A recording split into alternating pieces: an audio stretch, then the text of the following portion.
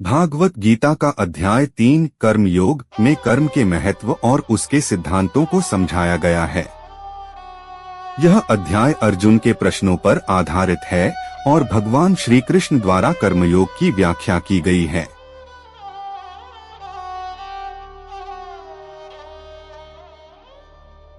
श्लोक 3.5 न ही कश्चित् क्षणमपि जातु तिष्ठत्य कर्मकृत् कार्यते ह्यवशः कर्म सर्वः प्रकृतिजैर्गुणैः है। सारांश, कोई भी व्यक्ति एक क्षण भी बिना कर्म किए नहीं रह सकता।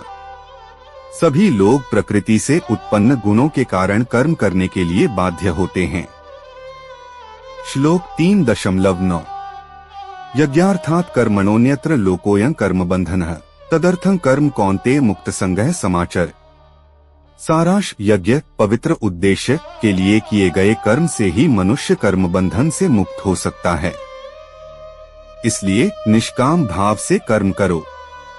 श्लोक 3.19 तस्मात् सक्तः सक्तं कार्यं कर्म समाचर असक्तो ह्याचरन् कर्म परमाप्नोति पुरुषः। सारांश, इसलिए आसक्ति रहित होकर अपने कर्तव्य का पालन करो। ऐसा करने से व्यक्ति परम सिद्धि को प्राप्त करता है। अध्याय 3 का सारांश। हिंदी में इस अध्याय में श्री कृष्ण ने कर्म योग का महत्व बताया है। उन्होंने कहा कि कर्म से भागने की बजाय उसे निष्काम भाव से करना चाहिए। हर व्यक्ति प्रकृति के गुणों से प्रभावित होकर कर्म करता है। यज्ञ भावना से किए गए कर्म मोक्ष का मार्ग प्रदान करते हैं।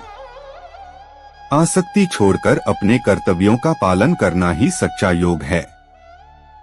यह अध्याय सिखाता है कि कर्म से ही जीवन की सिद्धि संभव है और भगवान की प्राप्ति के लिए कर्म को सही भावना के साथ करना चाहिए।